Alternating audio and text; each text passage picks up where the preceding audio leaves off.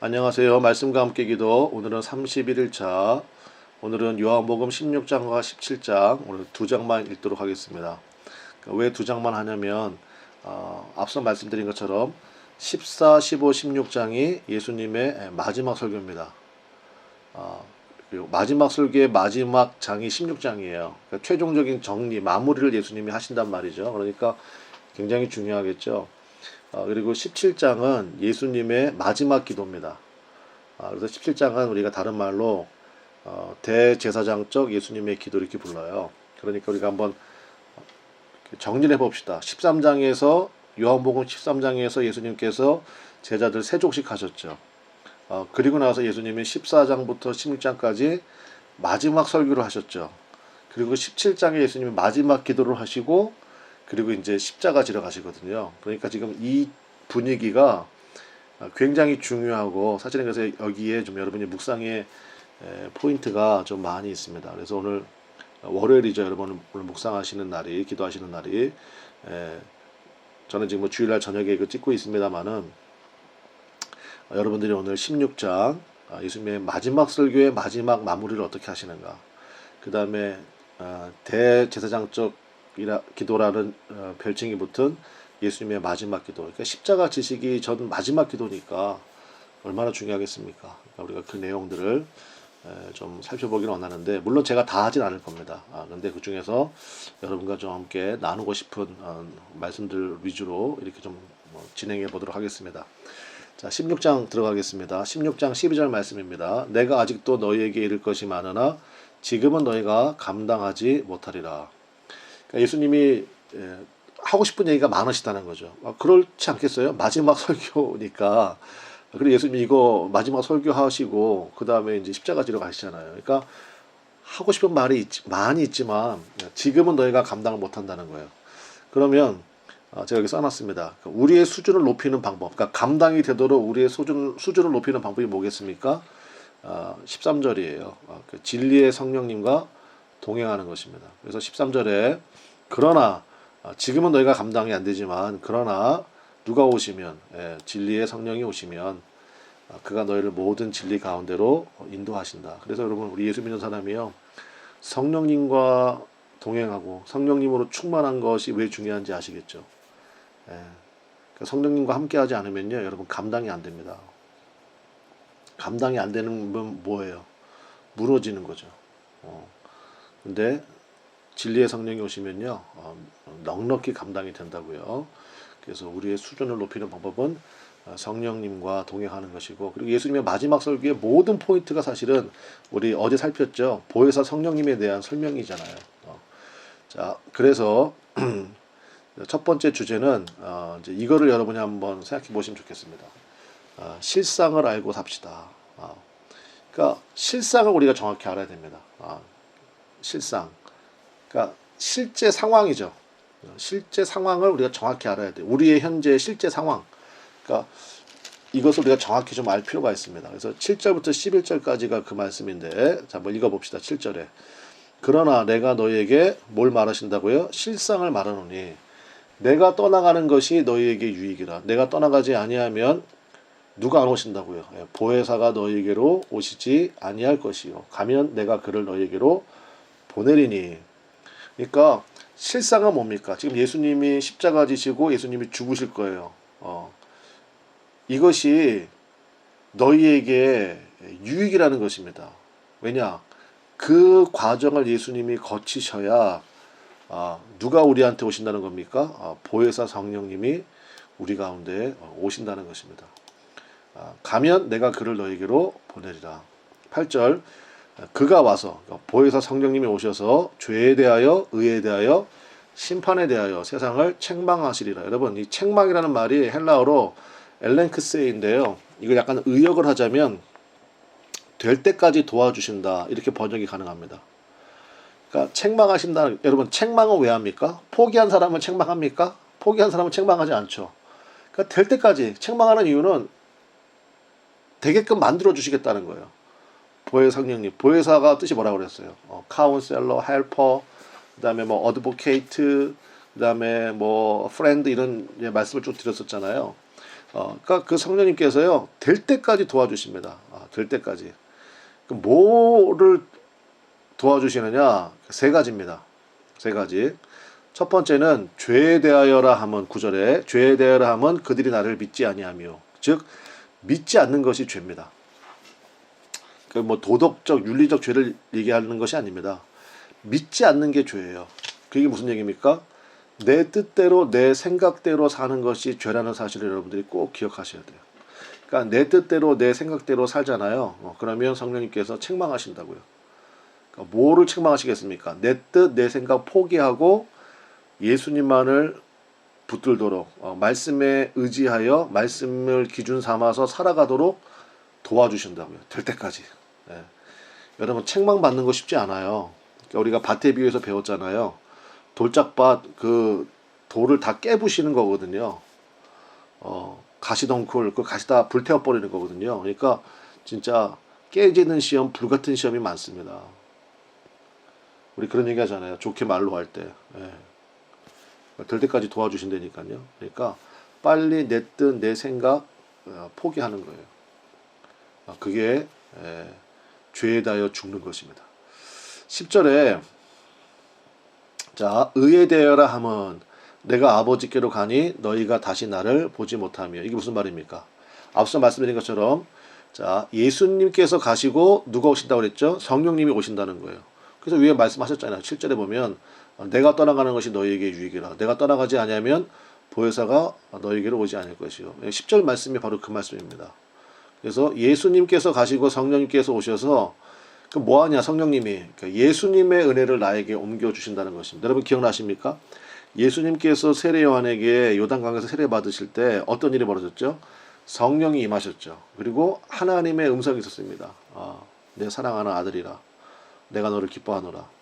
똑같은 일이 우리 가운데 벌어진다는 거예요. 그러니까 아멘이죠. 성령님이 오셔서 그 예수님의 은혜를 나에게 고스란히 옮겨주신다고요. 여러분 핸드폰 교체해 보셨나요? 그러면 요즘에는 저도 한번 해봤는데 그 새로 구입한 핸드폰 그 다음에 제가 가지고 있던 기존 핸드폰 두 개를 놓고 동기화를 시키더라고요. 싱크로나이즈라고 그러죠 영어로.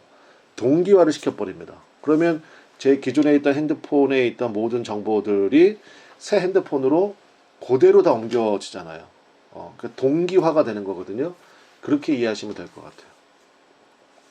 그게 하나님의 의입니다. 예수님이 가지고 계신 은혜를 다 나에게 옮겨주시는 것. 그게 하나님의 의고요. 마지막 11절에 심판에 대하여라 하면 이 세상 임금의 심판을 받았습니다. 이 세상 임금은 사탄 마귀를 상징하거든요. 그러니까 무슨 얘기입니까? 최종 권위를 가지신 예수님께서 사탄의 세력을 정리하신다는 것입니다. 그러니까 여러분 사탄도요. 하나님이 허용하시는 범위 안에서만 활동이 가능해요. 욥기 읽어보셨나요? 욥기 읽어보면 그죠? 사탄도 하나님의 허락을 받아야만 활동이 가능하거든요. 그러면 우리가 그런 질문이 생기잖아요. 그러면 하나님이 그냥 사탄을 싹 없애버리시면은 얼마나 좋을까? 근데 여러분 그걸 아셔야 되죠. 현재 사탄에게 묶임받은 매인받은 심령이 얼마나 많이 있는지 모릅니다. 그러면 그 영혼들도 같이 다 지옥에 갈 수밖에 없어요.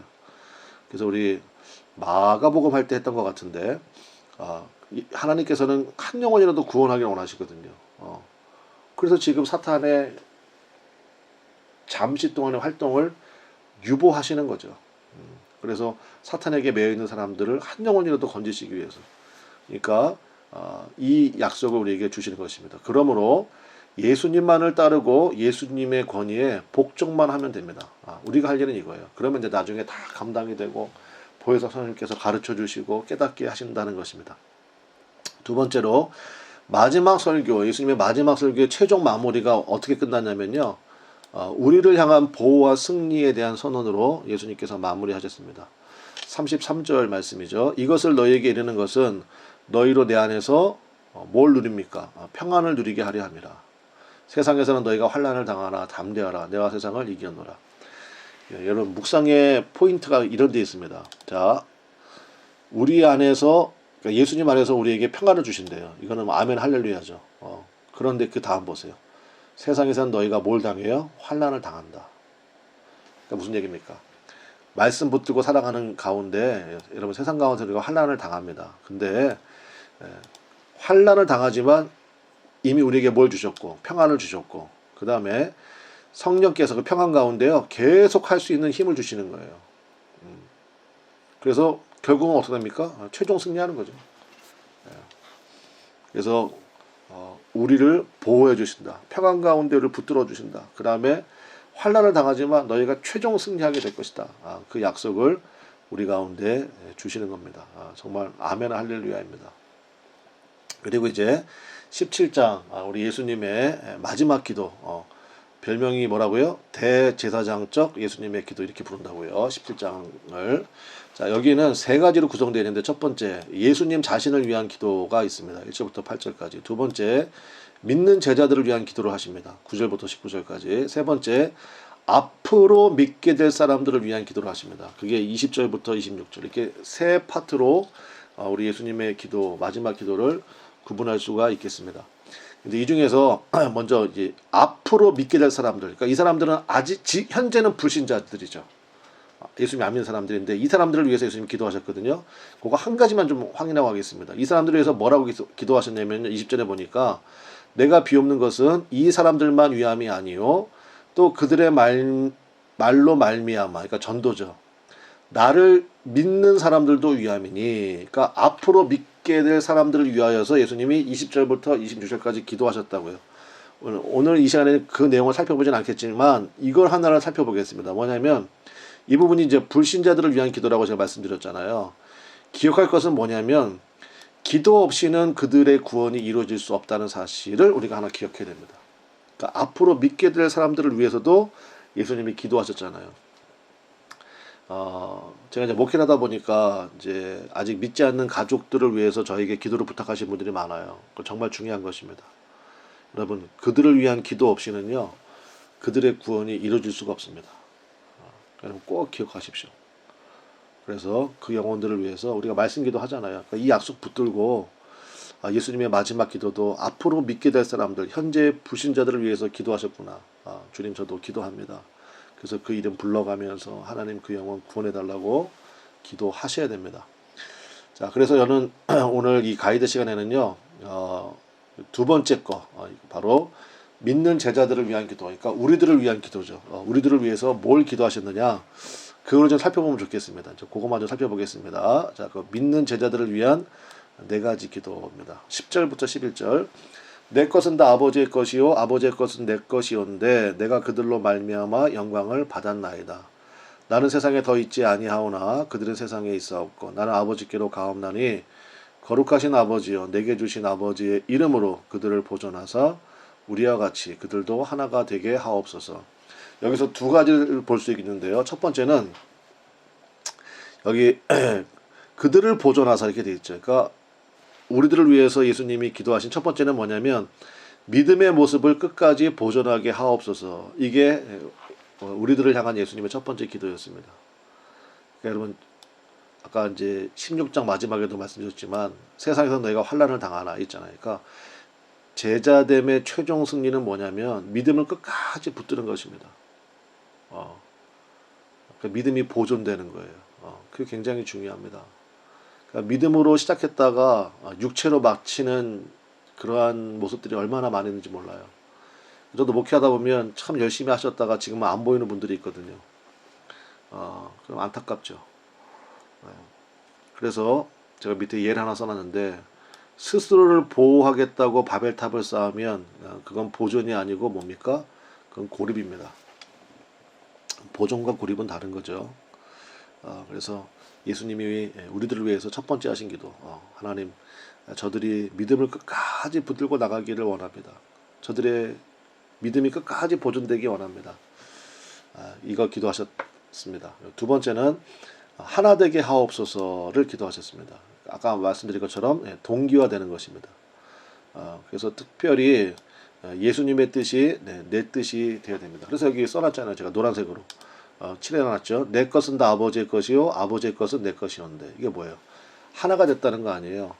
15장에 나오는 나는 참 포도나무요 너희는 가지. 여러분 포도나무에 붙어있는 가지가 포도나무죠. 그렇죠? 포도나무에 붙어 있는 가지에서 포도 열매가 열리지 거기서 뭐 사과 열매가 열리거나 귤이 열리거나 하진 않을 거 아니에요. 그러니까 하나됨입니다. 하나됨. 그래서 여러분 내 뜻이 맞아요. 하나님 예수님 뜻이 맞아요. 예수님 뜻이 맞죠? 그럼 누구 뜻 포기해야 돼요? 내 뜻 포기해야 되잖아요. 그러니까 바로 이 기도하신 겁니다. 하나 되게 하옵소서. 그 예수님을 온전히 믿고 의지하는 그러한 믿음의 모습을 말씀하신 거고 13절 내가 세상에서 이 말을 하옵는 것은 그들로 내 기쁨을 그들 안에 충만히 가지게 하려 함이니이다. 그래서 그들로 내 기쁨을 그들 안에 충만히. 그래서 세 번째는 뭡니까? 하나님 저들이 기쁨으로 일하게 하옵소서. 이거 기도하셨습니다. 그래서 우리는 웅덩이가 아니라 웅덩이는 뭐 똑같은 개념이죠. 고립된 거죠. 그러니까 썩습니다. 이거는. 샘이어야 됩니다. 샘은 뭐예요? 계속 퍼내도 계속 나오는 거죠. 그래서 충만함. 그러니까 기쁨이 충만해야 됩니다. 그러니까 예수님이 이거 기도하셨다고요. 마지막 네 번째 믿는 제자들을 위해서 하신 마지막 기도는 14절입니다. 내가 아버지의 말씀을 그들에게 주었사오매 세상이 그들을 미워하였사오니. 그러니까 말씀을 그들에게 주었사오매 즉 말씀의 사람이 되게 하옵소서. 이 네 가지 기도하셨습니다. 그럼 우리가 예수님의 기도를 한번 정리해 봅시다. 자, 첫 번째 뭐였습니까? 하나님, 저들이 끝까지 믿음 붙들기를 원합니다. 두 번째, 나와 하나 되기 원합니다. 세 번째, 기쁨으로 일하게 되기를 원합니다. 기쁨으로 감당하게 되기를 원합니다. 마지막 네 번째, 말씀의 사람 되기를 원합니다. 여러분, 예수님의 기도가 우리 여러분과 제 안에서 온전히 응답되어지기 원합니다. 그래서 예수님의 마지막 기도 가운데 특별히 우리를 위한 예수님의 기도를 좀 묵상을 좀 했습니다. 자, 여러분께서 이제 직접 성경을 펼치시고 16장 예수님의 마지막 설교의 마지막 부분, 그 다음에 예수님의 마지막 기도 여러분들이 한 절 한 절씩 읽으시면서 우리 깊은 기도의 자리로 들어가시면 좋겠습니다. 오늘도 믿음 가운데 승리하는 귀한 은혜가 있으시기를 바랍니다. 내일 이 시간에 뵙도록 하겠습니다. 감사합니다.